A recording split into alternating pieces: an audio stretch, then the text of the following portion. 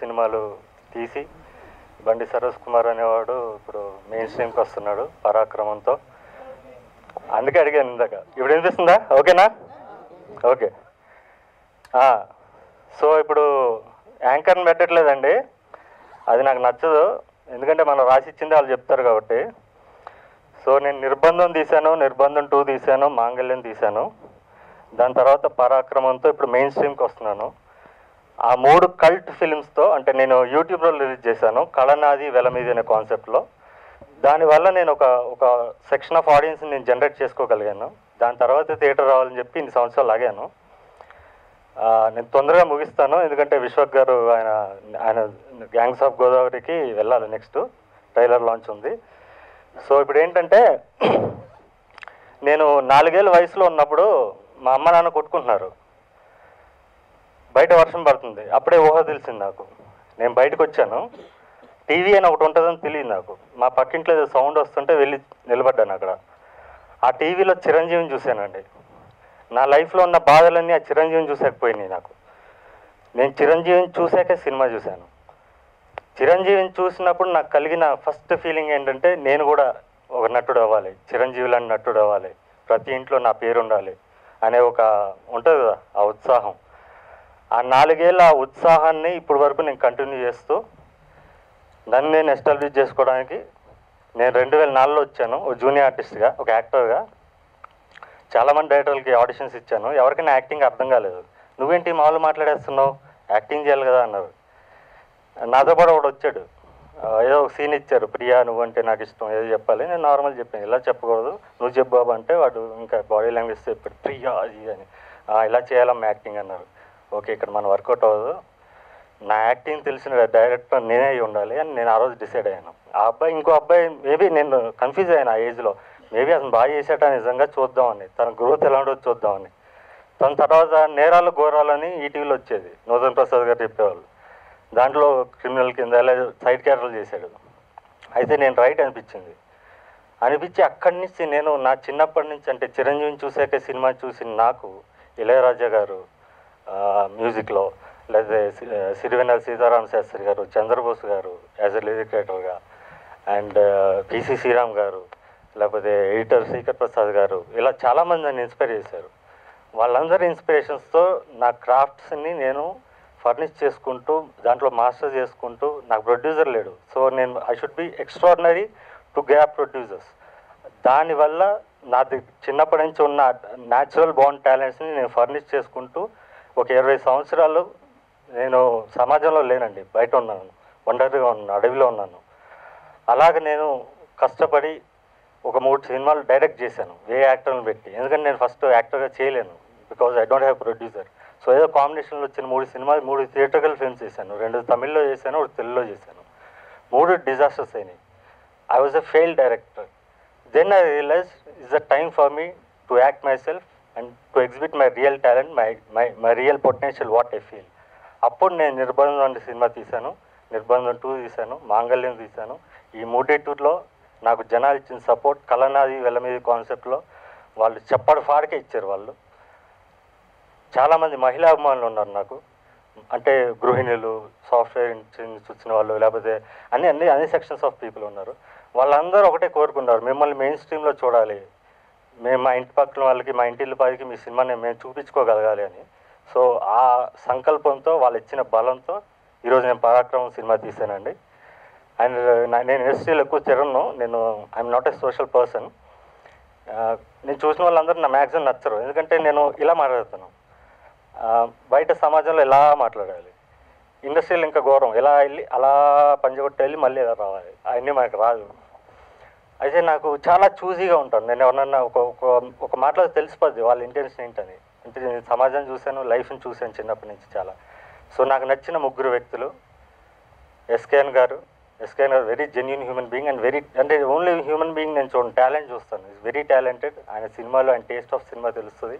బుచ్చిబాబు గారు గురించి చెప్పవసరం లేదు, ఆల్రెడీ ప్రూవ్డ్ డైరెక్టర్. ఆయన ఒక మనిషిగా కూడా ఆయన చాలా గొప్ప వ్యక్తి. నేను ఒకసారి అనుకోకుండా కలిసినప్పుడు మీ సినిమాకి నేను 5,000 పంపించానండి అన్నాడు, మాంగళ్యం సినిమాకి. Thank you so much sir. And ఒక రెహమాన్ అబ్బాయిగా తమిళ్లో ఒక ఫైట్ ఉందన్నమాట, చాలామంది ఈ కల్చరల్ ఫిల్మ్స్ తీసే డైరెక్టర్స్ బాలా కానీ మిస్కిన్ కానీ వీళ్ళందరూ కంప్లైంట్ చేసేవాళ్ళు, రెహమాన్ లాంటి సంగీత దర్శకుడు మా సినిమాలు చేయట్లేదు, అన్నీ ఇలాంటి సోఫిస్టికేటెడ్ ఫిల్మ్సే చేస్తున్నాడు అని చెప్పి కంప్లైంట్ చేసేవాళ్ళు. నేను ఒక రెహమాన్ అభిమానిగా అలాంటి సినిమా ఎప్పుడు చేస్తారని నేను ఎదురు చూశాను. అండ్ ఆయన నెక్స్ట్ సినిమాలో రెహమాన్ అనగానే నాకు పడిపోయింది, పిక్చర్ పడిపోయింది. Thank you so much sir. And ఫైనల్గా విశ్వ గురించి చెప్పాలి. నేను ఇలా మారుతున్నాను కదా, తను కూడా ఇలా మారుతాడు. అక్కడ మేము ఇద్దరం కనెక్ట్ అయ్యాం. And very genuine human being. Plus ఎవరితో కంపేర్ చేయడం, నువ్వు యాక్టర్లా ఉంటావు, ఈ యాక్టర్ అలా చెప్పడం. అండ్ ఎందుకంటే చాలామంది యాక్టర్ని చూస్తుంటాం, నువ్వు ఏదో సైడ్ క్యారెక్టర్ యాక్టర్లతో కంపేర్ చేసేసి వీళ్ళు తగ్గిద్దామని ట్రై చేస్తారు. తను మాత్రం ఎప్పుడు అంటే నేనేం కాకముందు నుంచే తను ఎంకరేజ్ చేస్తూ వచ్చాడు. 4 years అనుకుంటా మా ఇద్దరిది అంటే కాన్వర్జేషన్ ఎప్పుడో ఒకసారి మాట్లాడటం. And thank you so much Vishwak. నువ్వు నీకు తెలియకుండానే చాలా చాలా పెద్ద యజ్ఞం చేసావు అనుకుంటున్నాను. ఎందుకంటే you will be in books after this. ఎందుకంటే చాలా ఇంపార్టెంట్ టైం నాకు. ఈ టైంలో నా కోసం వచ్చి నిలబడినందుకు విశ్వక్కి స్పెషల్ థ్యాంక్స్. సో వాళ్ళు మన గెస్టులు మాట్లాడి వెళ్ళిపోతారు, తర్వాత నేను నా క్రూ గురించి మాట్లాడుతాను, నా క్రూ మారుతాను. Thank you so much. Nirbandham కంటే ముందు నుండి కూడా తెలుసు మన సరోజ్ ఎట్లా అంటే, ఆయన తమిళ్లో పోరుకాలం అని చెప్పి ఒక సినిమా తీశాడు. సో ఆ సినిమా అప్పుడు నడవలేదు, కానీ that film had very limited people, like దానికి ఒక సపరేట్ టేస్ట్ ఉన్న వాళ్ళు. I think it came time కంటే చాలా ఎర్లీగా వచ్చేసింది సినిమా ఒకటి.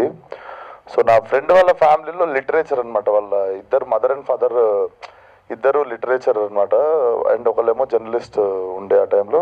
So they were praising me when I was doing my animation. నేను 8th 9th క్లాస్లో when I was doing my film editing and animation, ఆ టైంలో these people were talking about this name Bandi Saroj Kumar, మా చాలా మంచి డైరెక్టర్ అది అంటే ఇన్నా కోవిడ్లో సడన్గా నాకు అది రీకాల్ అయ్యి మళ్ళీ నిర్బంధం ట్రైలర్ వచ్చినప్పుడు then I saw it. Then అప్పుడే నేను మా ఆవిడకి మెసేజ్ చేసి, you have a very strong voice, ఏదో చెప్పాలనుకుంటున్నారు మీరు చాలా ఆనెస్ట్గా.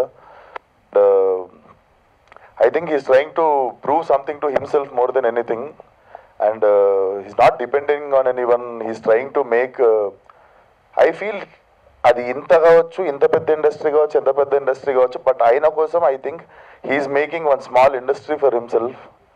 అండ్ ద గ్రోత్ అంటే the consistency of making content again and again, and ఏదో టైం లైన్ నింపడానికి సీన్లు ఉండవు ఆయన దాంట్లో. He always have something to say. So definitely I have expected this to happen, and you will go even more far on now. So I'm a very very big well wisher of you. All the best, and this film should also do well in theaters. Trailer chaala baagundi, and I especially like no like director kante kuda no actor chaana pedda natudu endukante I can see that in your eyes. కొంచెం వణుకొస్తుంది correct చూస్తే ఉండన్నా, అందుకే కళ్ళద్దాలు పెట్టుకున్నాం అనుకుంటా మమ్మల్ని భయపెట్టొద్దని. So all the best to the team, and all the best అన్న. Team అంటే ఆయననే ఉంటాడు, ఆ టీంలో 8 మంది. సో టీంలో 8 మంది అన్ననే ఉంటాడు. సో ఆల్ ద బెస్ట్ నీకు. అంటే దీనికి డిఓపి అండి, ప్రొఫెషనల్ డిఓపి గారు, అందుకే మీకు ఆ విజువల్స్ వచ్చినాయి, అదొక్కటే యాడ్ చేస్తున్నా. So thank you sir. ఒక్క డిఓపి గారికి ఒకళ్ళు ఛాన్స్ ఇచ్చింది సార్, అన్న ఆయన్నే చేస్తుంటాడు basically. So all the best అన్న, all the best, and nice seeing you.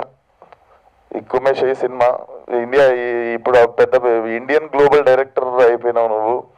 And SKN గారి గురించి చెప్పక్కర్లేదు, నాకు సిగ్గు అంటే నేను మాట్లాడాలంటే కొంచెం టెన్స్ ఫీల్ కానీ ఇప్పుడు ఎస్కేఎన్ గారు ఉన్నప్పుడు కొంచెం టెన్స్ ఫీల్ అవుతుంటారు. సార్ సారీ సార్, ఏమైనా తప్పుగా మాట్లాడుంటే క్షమించండి. And all the best for please. చలో థ్యాంక్ యూ సో మచ్. అందరికీ నమస్కారం అండి. అంటే దీనికి డిఓపిగా వర్క్ చేసిన కెమెరామెన్ ప్రసాద్ గారు 100% లవ్ నుంచి నాకు తెలుసండి. దానికి 100% లవ్ కూడా వెంకటప్రసాద్ గారే కెమెరామెన్ దీనికి. అంటే ఫస్ట్ మూవీ ప్రేమ కథకే ఆయనకి నంది అవార్డు వచ్చింది. తర్వాత పౌర్ణమి కానీ ప్రసాద్ సార్ విజువల్స్ అన్నీ అదిరిపోయాయి, చాలా చాలా బాగా చేశారు. అంటే బండి సరోజ్ కుమార్ గారు ఈ ఒక్క క్రాఫ్ట్ని వదిలేశారు మీకోసం, అన్నీ అయినా చేస్తారు. అంటే అక్కడ చూస్తుంటే పేరు చూస్తుంటే స్క్రీన్ సరిపోతలేదు, మ్యూజిక్ అన్నీ ఎడిటింగ్ డైలాగ్స్ అన్నీ. అంటే ఒక సినిమాకి డైరెక్షన్ చేయడమే చాలా కష్టం, అలాంటిది ఇన్ని క్రాప్స్లో ఇంత కమాండ్ ఉండడం అన్నది మామూలు విషయం కాదు. అంటే అక్కడ ఉపేంద్ర గారు హీరో కమ్ డైరెక్టర్గా మన తెలుగులో బండి సరోజ్ కుమారే ఆ రేంజ్. అంటే కల్ట్ మ్యాన్ అంతే సినిమా. మీ సినిమాలన్నీ చూసాం, పోర్కాలం గట్రా నాకు చాలా ఫేవరెట్. దాంట్లో ఈ సినిమా పెద్ద హిట్ అవ్వాలని మనస్ఫూర్తిగా కోరుకుంటున్నాను. ఆల్ ది బెస్ట్ అండి టీం అందరికీ. హాయ్ అండి, పేరు జ్ఞానసాగర్ ద్వారక. సరోజన్ అంటే నాకు చాలా ఇష్టం అండి. నేను ఆయన టైటిల్స్కి పెద్ద ఫ్యాన్ యాక్చువల్గా. తమిళ్ తెలుసుంటే పోర్కాలం టైటిల్ కూడా వెరీ పవర్ఫుల్ టైటిల్. పోర్కలం కావచ్చు, నిర్బంధం, సూర్యాస్తమయం అని ఇంకోటి ఉండే అది. అండ్ విశ్వక్ బ్రో చెప్పినట్టు యాక్చువల్గా నాకు ఆయన నటుడికి చాలా ఇష్టం, డైరెక్టర్గా కన్నా కూడా. నేను పర్సనల్గా మెసేజ్ చేశాను అన్నకి, అది నిర్బంధం అవి చూసినప్పుడు ఏం పర్ఫార్మెన్స్ అన్న, అసలు మామూలుగా నేను ఎక్స్పెక్ట్ కూడా చేయలేదు ఇంత అని. ఒక జెన్యూనిటీ ఉంటుంది ఆయన కళ్ళల్లో, క్యారెక్టర్ను ఓన్ చేసుకునే విధానం కావచ్చు, లేకపోతే వాయిస్ కంప్లీట్లీ డిఫరెంట్. అంటే ఎంతో బిలీవ్ చేస్తే కానీ అది డెలివరీ అవ్వదు. అది అంటే వర్క్ చేస్తున్నప్పుడు యాక్టర్స్తో నాకు అది కనిపిస్తూ ఉంటుంది. సరోజన్న ఇస్ లిటరల్గా ఏంటంటే జెన్యూన్ ఫ్రమ్ ద హార్ట్, అందుకని అంత బాగా పర్ఫామ్ చేయగలరని నేను అనుకుంటున్నాను. ఆయన ఏంటంటే ఋషిలా బతుకుతుంటాడు పాపం సమాజానికి దూరంగా. ఎప్పుడో ఇటువైపు వచ్చినప్పుడు కూడా అది ఓన్లీ సినిమా నేను మాకు డబ్బింగ్లో కల్పిస్తుంటాడు. ఎక్కడ చూసినా ఏదో తపస్సులో చేస్తుంటాడు ఒక సినిమాని సరోజన్న. నాకైతే అన్న టైటిల్స్ అన్నీ ఇష్టమని చెప్పినట్టు నాకు ప్రాపర్గా మెయిన్ స్ట్రీమ్ సినిమాకి ఎంటర్ అవడం కోసం దిస్ ఇస్ యాప్ టైటిల్ అన్న పరాక్రమం. మీ పరాక్రమం తెలుస్తుంది ప్రపంచానికి ఈ సినిమాతో. And I hope the film do well in the theatres and all the very best అన్న ఎంటైర్ టీమ్కి. ఎవరెవరు యాక్ట్ చేశారో చాలా చూసీగా ఉంటారు సరోజన్న నాకు తెలుసు. సో ఎవరైతే ఈ సినిమాలో యాక్ట్ చేశారో వారందరూ క్వాలిఫైడ్, యాక్చువల్గా already qualified. So congratulations every one and wishing good luck. Media మిత్రులందరికీ నమస్కారం. బండి సరోజ్ కుమార్ గారిని ఎప్పుడో ఒక ఇంటర్వ్యూ చూశాను అయింది, ఐ డ్రీమ్ ఇంటర్వ్యూ అనుకుంటా. చూస్తే ఆయన ఆన్సర్లు అవన్నీ భలే స్ట్రైట్ ఫార్వర్డ్గా, అసలు అంటే జనరల్గా ఇండస్ట్రీలో ఉండాలి, ఇండస్ట్రీలో మన సినిమాలు తీయాలి అనుకున్న వాళ్ళు ఎవరు అలా మాట్లాడరు. హార్ట్ నుంచి వచ్చినాయి అనమాట. ఎందుకంటే మన ఇండస్ట్రీలో ఉన్నప్పుడు ఏ మాట మాట్లాడినా అది హోమియోపతి మెడిసిన్ లాగా చాలా తీయని గుడికలు ఉంటాయి. పైకి ఏమన్నా ఇది సినిమా ఎలా ఉందంటే పొద్దున్న సినిమా ఎలా ఉంది ఎవరన్నా సినిమా అడిగారు అనుకోండి, మనకు నచ్చకపోయినా అబ్బా చాలా బాగుందని పక్కన కానీ తెలియదు వీడికి ఈ సినిమా ఎలా ఉందో మళ్ళీ అడిగారు, ఇలా ఉంటుంది అసలు. సో బట్ ఆయన దృక్పథం ఏంటి, ఆయన ఆలోచనలు ఏంటి అనేది అసలు ఏమాత్రం ఒక వంకర టెంకర్ లేకుండా స్ట్రైట్గా మనసులోది ఫిల్టర్ లేకుండా మాట్లాడే వ్యక్తులు. ఆ గుణం చాలా చాలా చాలా తక్కువ మందికి ఉంటుంది. అలా మాట్లాడాలన్నా కూడా చాలా గట్స్ కావాలి. సో అలాంటి గస్టీ పర్సన్ నేను చూసిన వాళ్ళు ఈ మధ్యకాలంలో ఎవరిని ఉంటే బండి సరోజ్ కుమార్ గారు. సో ఆయన ఎలా అంటే మనం ఒక సినిమా చూసి ఆ సినిమా ఎలా ఉందో మనకి తెలిస్తే ఒక్కోసారి ఎలా ఉందో తెలియదు, ఎలా ఉన్నా సరే బాగుంటుంది ఈ సినిమా అదిరిపోద్ది టికెట్లు కొనండి అని అంటాం. బట్ ఆయన సినిమా తీసేసి ఒక యూట్యూబ్లో పెట్టేసి ఈ సినిమా నచ్చితే దీనికి ఏమన్నా డబ్బులు ఇవ్వండి అని చెప్తే అంతకన్నా నిజాయితీ ఉన్న పర్సన్ని నేను ఈ మధ్యకాలంలో అయితే ఎక్కడ తెలుగు ఫిల్మ్ ఇండస్ట్రీలో చూడాల. ఎందుకంటే ఒక సినిమా రిలీజ్కి టికెట్లు కొనమంటం వేరు, సినిమా చూసేసాక నచ్చితే మీకు తోచినంత ఇవ్వండి, నచ్చకపోయినా చెప్పండి, ఇవ్వకపోయినా పర్లేదు ఎంజాయ్ చేయడం అంటే ఆయన టాలెంట్ మీద ఎంతో నమ్మకం ఉంటే తప్ప అలాంటి గస్టీ అటెంప్ట్ ఎవరు చేయరు. నాకు తెలిసి ఈ మధ్యకాలంలో నేను కాదు మీడియాలో కూడా ఎవరు చూసి ఉండరు. సో ఆయన ఒక్కసారి మెయిన్ స్ట్రీమ్ మీడియాలో మెయిన్ స్ట్రీమ్ సినిమా చేస్తున్నారంటే నాకు చాలా, ఎందుకంటే నిర్బంధం ఏంటి మన మాంగళ్యం ఏంటి అవి ఆన్లైన్లో ఎంతటి సంచలనాలు సృష్టించాయో తెలుసు. ఇప్పటికీ కూడా చాలా మీమ్స్ ఆయన సినిమాల నుంచి టెంప్లెట్లు అవుతుంటాయి. సో ఇది చూస్తుంటే అంటే మ్యూజిక్, కథ, మాటలు, స్క్రీన్ ప్లే, దర్శకత్వం, అలాగే యాక్టింగ్ అంటే బహుముఖ ఇదే. ఎప్పుడో దశావతారం సినిమాలో కమల్ హాసన్ గారు అన్ని యాక్టింగ్ పరంగా చేసినట్టు. సో ఆయన టెక్నీషియన్ అంటే ఇదేదో ఆయనే చేసేయాలని కాదు, ఆయనలో ఉన్న టాలెంట్ అయితే ఏంటి, అవసరం అయితే ఏంటి, నాలో నన్ను ఆయన నిన్న ఒక మాట అన్నారు కలిసినప్పుడు, నాకు యాక్టింగ్ అంటే బాగా ఇంట్రెస్ట్ అండి, సో నాలోని నటుడిని ఆవిష్కరించుకోవడం కోసం ఇవన్నీ చేస్తున్నానని.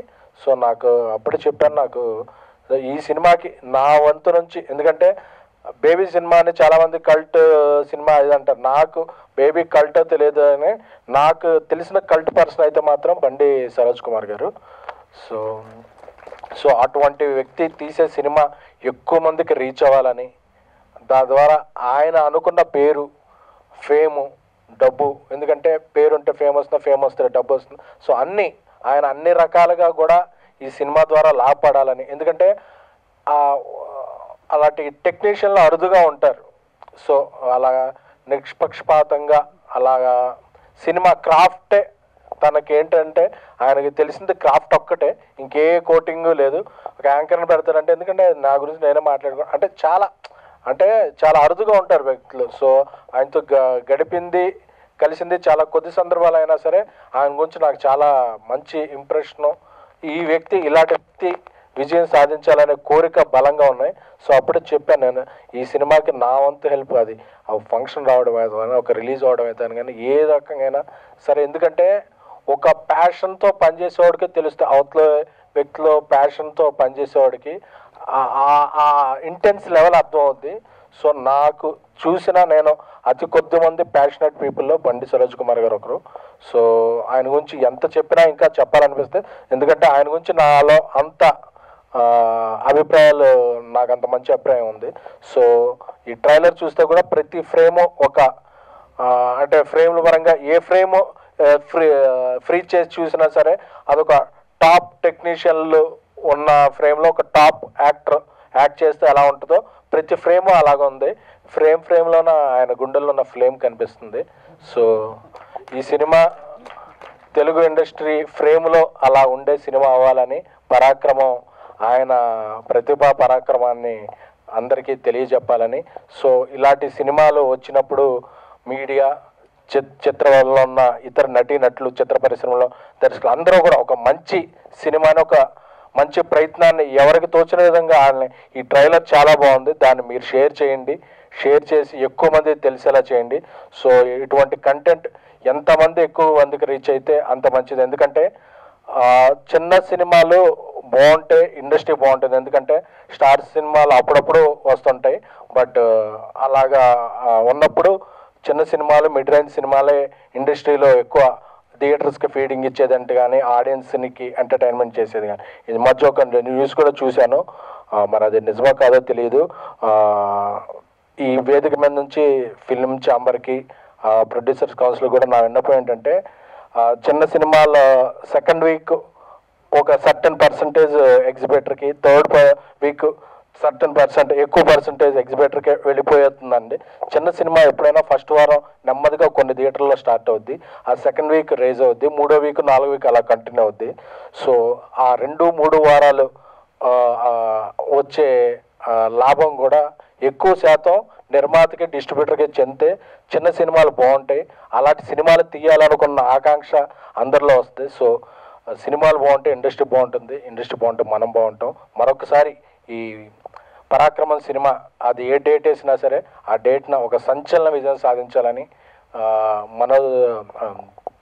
బండి ఆయనకి చాలా ఇక ఈ సినిమా నుంచి అన్నీ రావాలని కోరుకుంటున్నాను అండి. Thank you. నమస్తే అండి. ఇక్కడ వచ్చిన మీడియా మిత్రులకు, సహచరులకు అందరికీ నమస్కారాలు తెలియజేసుకుంటున్నాను.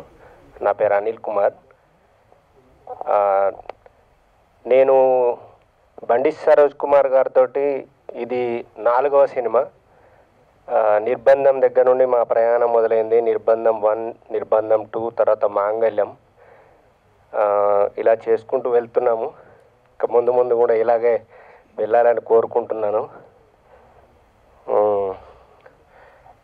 ఈ సినిమా గురించి చెప్పాలంటే, ఇది నాకు తెలిసిన వాళ్ళకు అందరికీ సర్ప్రైజ్ అవుతుంది, తెలియని వాళ్ళకు ఈడెవడో బాగున్నాడే అనిపిస్తుంది తప్పకుండా.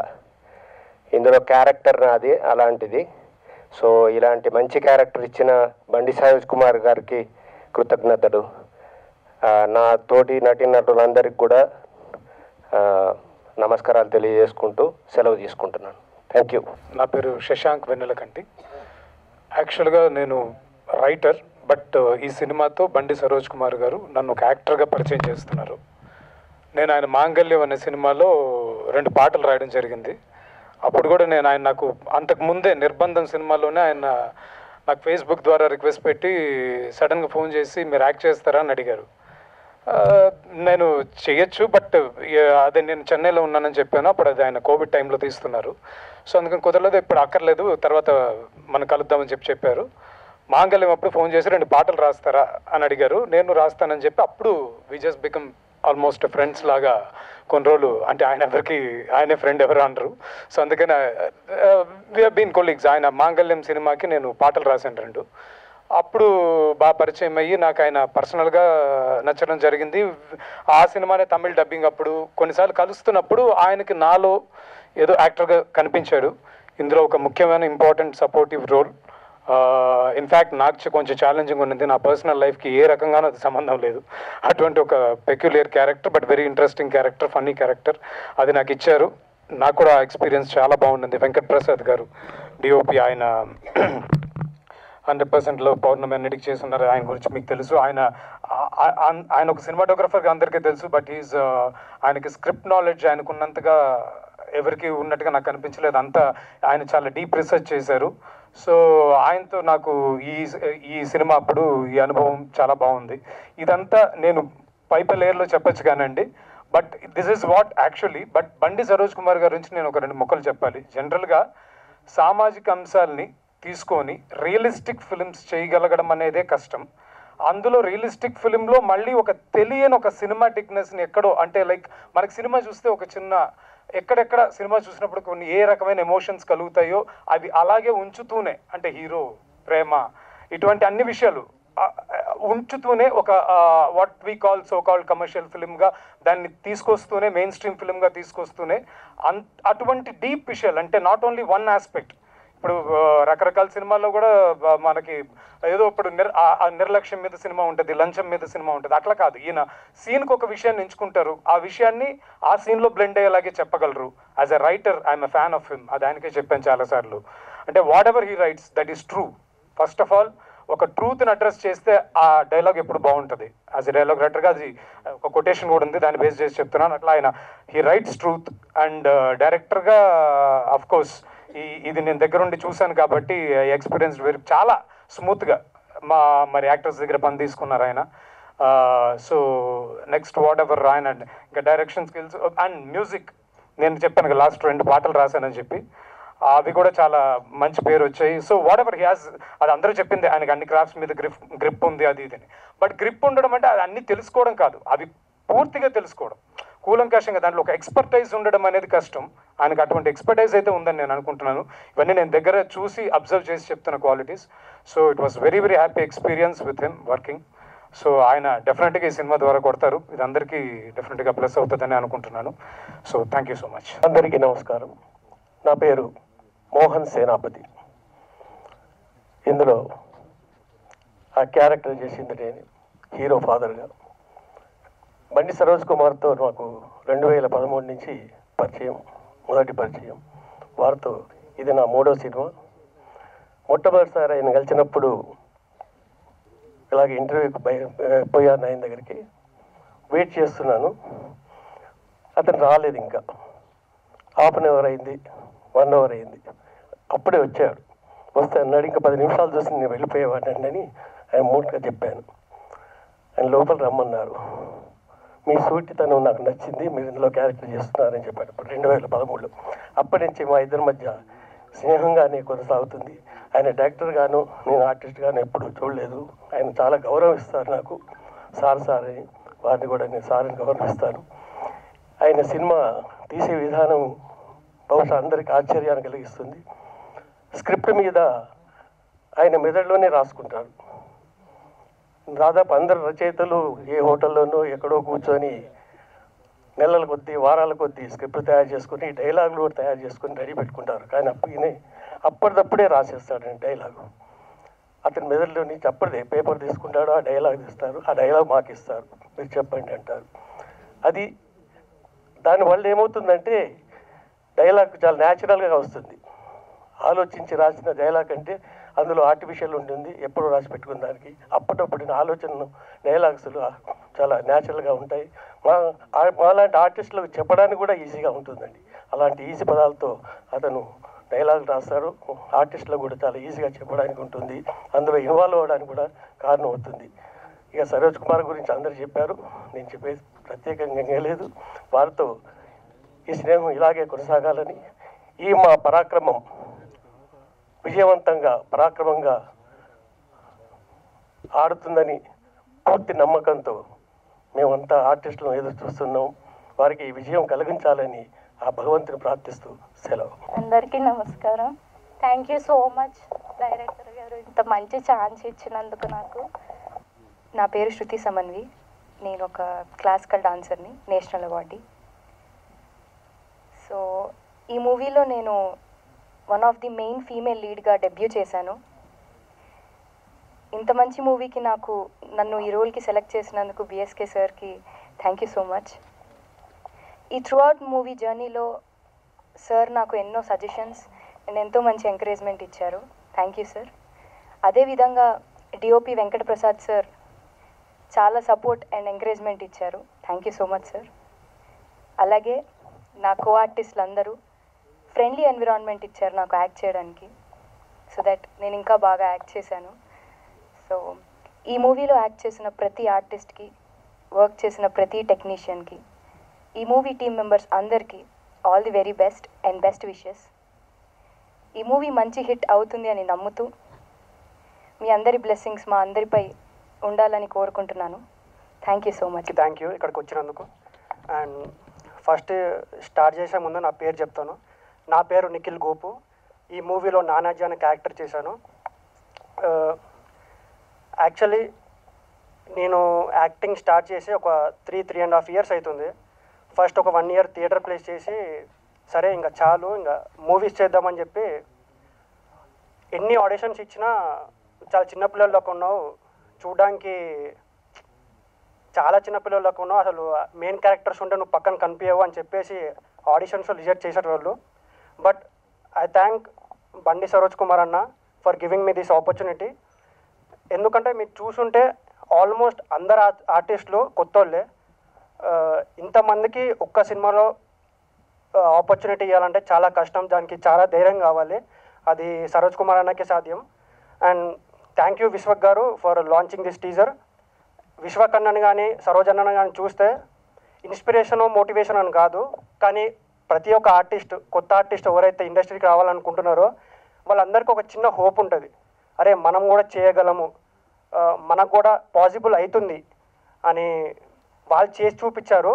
So that hope is very important for the new artist who want to come to the industry. ఇంకా మెయిన్గా చెప్పాలంటే I have to thank my parents.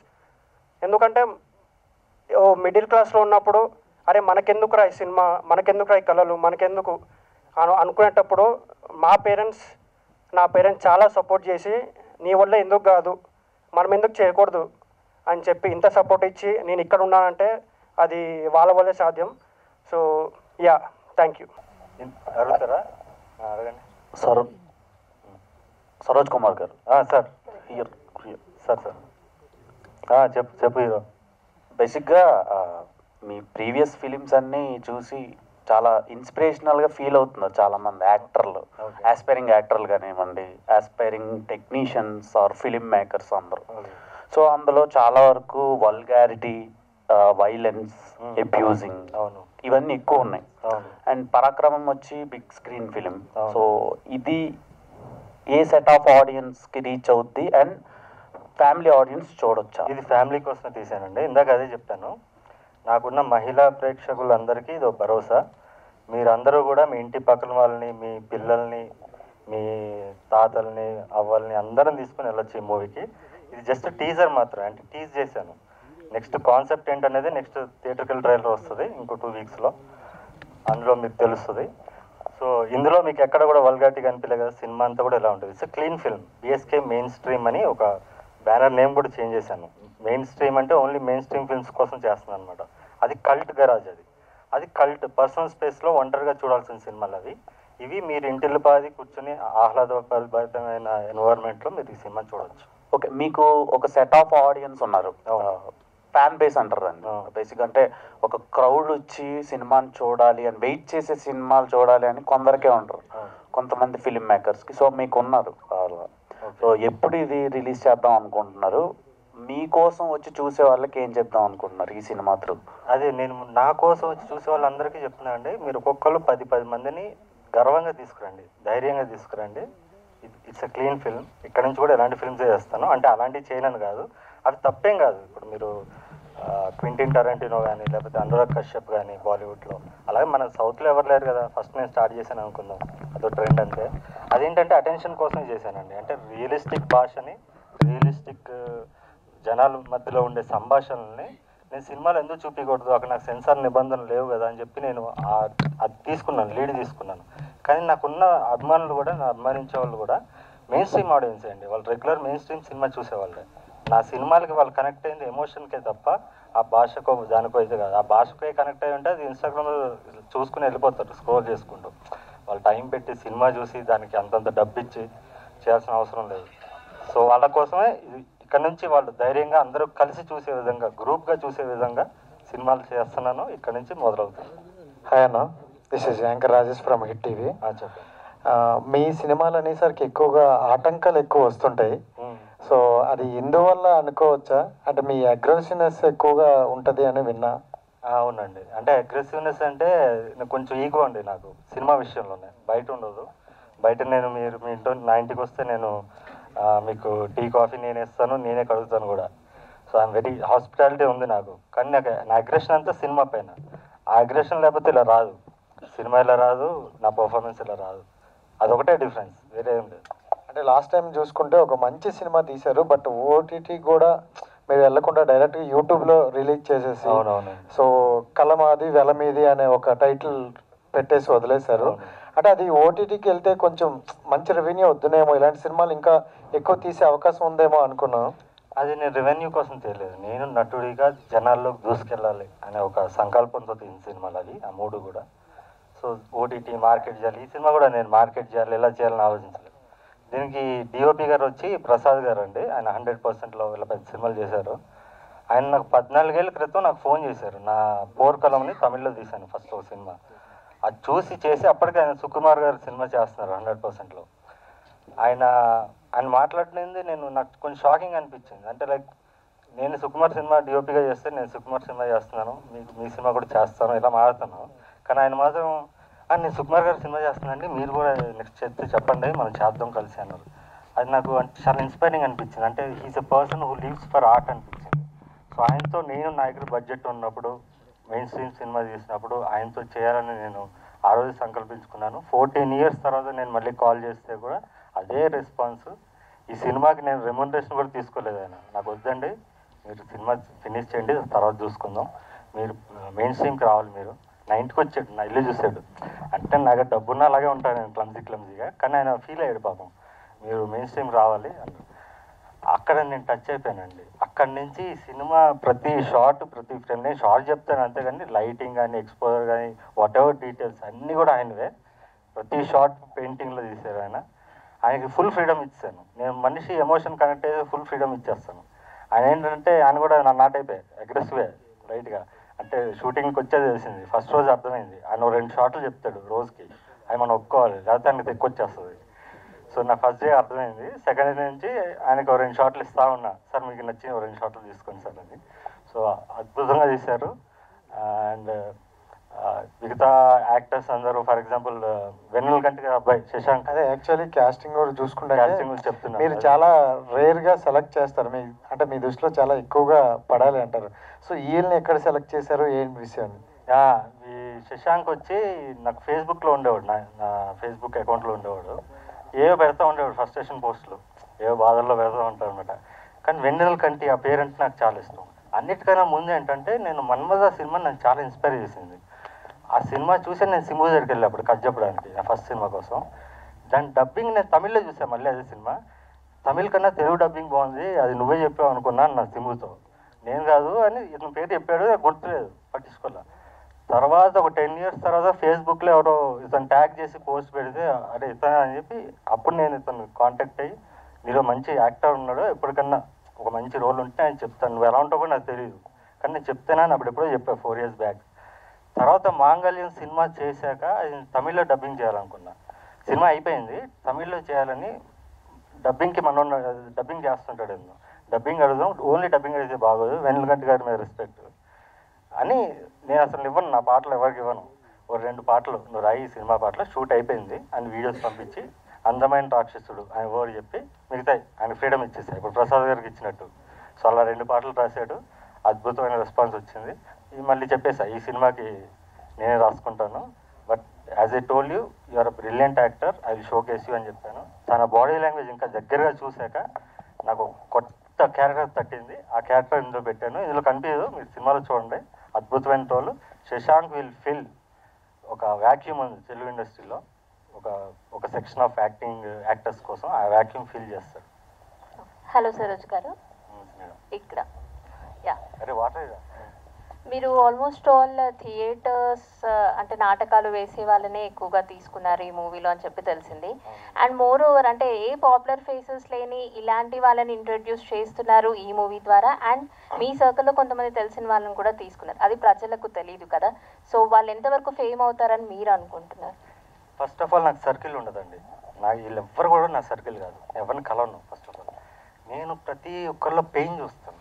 ఇప్పుడు నాలో ఇంత పెయిన్ ఉంది, నేను యాక్టర్ అవ్వాలని ఇంత కష్టపడి వచ్చాను, నా పర్ఫార్మెన్స్ ఎవరు గుర్తించలేదు, నేనే ఎదిగాను 20 సంవత్సరాలు. సో ఆ పెయిన్ నేను చూస్తాను ప్రతి మనిషిలో కూడా. టాలెంట్ ఉండాలి, టాలెంట్తో పాటు పెయిన్ ఉండాలి. అలా అనిల్ గారు ఫస్ట్ నాతో ట్రావెల్ అయ్యారు, దానికన్నా ముందు ఇప్పుడు ఆయన చెప్పినట్టు మోహన్ సార్ ట్రావెల్ అయ్యారు, తర్వాత శశాంక్ వచ్చాడు, ఇంకా మిగతా యాక్టర్స్. థియేటర్ ఆర్టిస్టుల్లో ఫైర్ ఉంటుందండి. వాడు ఎందుకు వస్తాడు, నాకు యాక్టింగ్ అంటే ఇష్టం భయ్ అని రాడు, యాక్టింగే ప్రాణం అని వస్తాడు. వాడు వచ్చి ఇక్కడి నుంచే నేను సినిమాకి వెళ్ళాలని వస్తాడు, దీన్ని ప్రొఫెషన్గా చేసుకోవాలని వస్తాడు. సో అలాంటి వాళ్ళని చూస్ చేసుకోవడం అంత కష్టం ఏం కాదనిపించింది. ఇంకోటి పాపులర్ ఫేసెస్ సాంగ్స్ రాశారు అని అనేసి ఇందాక రైటర్ గారు చెప్పారు, సాంగ్స్ రాసాము అని చెప్పి. ఆయనలో యాక్టర్ని ఎలా చూసారు అసలు? ఒక రైటర్లో యాక్టర్ అవ్వగలరు అని మీకు ఎట్లా అనిపించింది? అంటే ఆ పెయిన్ మీకు అనిపించిందా? నాకు అదే చెప్పాను పోస్ట్లో, ప్లస్ నేను మన్మథ డబ్బింగ్ చూశాను. ఆ డబ్బింగ్ అనేది మీరు మిగతా డబ్బింగ్ ఆర్టిస్టులు చూడండి, తమిళ్ టు తెలుగు చేసిన వాళ్ళు. శశాంక్ చూడండి, శశాంక్ది చాలా రియలిస్టిక్గా ఉంటుంది, అంటే అందులో జీవించేశాడు. ఎలాంటి వాడు యాక్టర్ అయితేనే చేయగలడు, మామూలుగా చేయలేడు. ఆ వాయిస్ వినే నేను ఫిక్స్ అయిపోయాను. ఇది మొహమాటానికి ఇచ్చాను. సాంగ్స్ అనేవి ఓన్లీ డబ్బింగ్ అంటే బాగుండదు, because I have respect on his father. Songs ఇస్తాను అని చెప్పి సాంగ్స్ మూలమే అతను కలిశాను. అతనికి డైరెక్ట్గా చూశాక ఎలాంటి క్యారెక్టర్ అయితే బాగుంటుందని డిజైన్ చేయడం జరిగింది. ఈ యాక్టర్స్ అందరూ కూడా నేను ఫస్ట్ ఆఫ్ ఆల్ మీరు అన్నారు పాపులర్ ఫేసెస్ అనేది నేను నమ్మనండి. ఎవరు కూడా ఫస్ట్ పాపులర్ ఫేస్ కాదు, అది బేసిక్ లాజిక్, అది టాలెంట్ చూడాలి మనం. చిరంజీవి ఫస్ట్ పాపులర్ ఫేస్ కాదు, ఫస్ట్ సినిమా పునాదరాలు చేసినప్పుడు, అయితే రజనీకాంత్ అంతులేని కట్ చేసినప్పుడు పాపులర్ ఫేస్ కాదు, షారుఖ్ ఖాన్ కాదు. వీళ్ళందరూ పాపులర్ ఫేస్ ఎలా అవుతారంటే వాళ్ళు టాలెంట్ బయటపడినప్పుడు అవుతారు. So I believe in that. నేను చాలాసార్లు కూడా చెప్పాను, నేను క్రికెట్ చూస్తుంటాను ఎక్కువ. బంగ్లాదేశ్ ఆస్ట్రేలియా ఆడుతుంటే బంగ్లాదేశ్కి సపోర్ట్ చేసేవాడిని, అంటే వీక్ షుడ్ విన్ అనేది నాకు ఇష్టం అనమాట. ఇంకేమైనా ఉన్నాయండి? Okay, thank you so much. And ఆడియన్స్కి ఇంకో ఫైనల్ కూడా చెప్తున్నాను, ఈ సినిమాలో అద్భుతమైన కుటుంబ కథ ఉంది, మహిళల కోసం సెపరేట్గా అద్భుతమైన సీన్స్ ఉన్నాయి, సమాజంలో ఉన్న రుగ్మతలపైన కూడా నేను నీట్గా ఈ సినిమాలో ఆవిష్కరించాను, దానికి ఎగెనిస్ట్గా దాని సొల్యూషన్స్ కూడా ఆవిష్కరించాను. ఫైనల్గా ఇందులో గుర్రం కనిపిస్తుంది, ఇదేం పెద్ద ట్విస్ట్ కాదు, I just want to open it up. నాకు చిన్నప్పటి నుంచి ఒక కళ వచ్చేదండి, గుర్రం మీద సిలోట్లో అమ్మాయి, ఒక అందమైన అమ్మాయి నా కళ్ళలోకి వచ్చేది. ఆ అమ్మాయి రియల్ లైఫ్లో దొరుకుద్దేమో అని చెప్పి నేను 20-30 years నుంచి చూశాను, నాకు ఆ అమ్మాయి తారసపడలేదు. నాకనే కాదు, ప్రతి మిడిల్ క్లాస్ అబ్బాయికి ఇలాంటి కళ వచ్చి ఉంటుంది, అమ్మాయిలకు కూడా వచ్చి ఉంటుంది, అందమైన రాకుమారుడు గుర్రం మీద వస్తున్నట్టు. సో అలా ఈ సినిమాలో మిళితం చేశాను దాన్ని, ఆ కాన్సెప్ట్ని. అద్భుతమైన ప్రేమ కథ చిత్రం ఇది. February 14th రిలీజ్ చేయాలనుకున్నాను, కానీ ఇది ఏ రోజు రిలీజ్ అవుతుందో అదే February 14th. లవర్స్, ప్రేమికులు ఖచ్చితంగా ఈ సినిమా మిస్ అవ్వకండి. మీ కళ్ళలోకి గుర్రం మీద వచ్చే అమ్మాయిని మీరు డైరెక్ట్గా చూస్తే ఎలా ఫీల్ అవుతారో, ఏ భావోద్వేగానికి లోన్ అవుతారో అది ఈ సినిమాలో మీరు చూడొచ్చు. Thank you so much.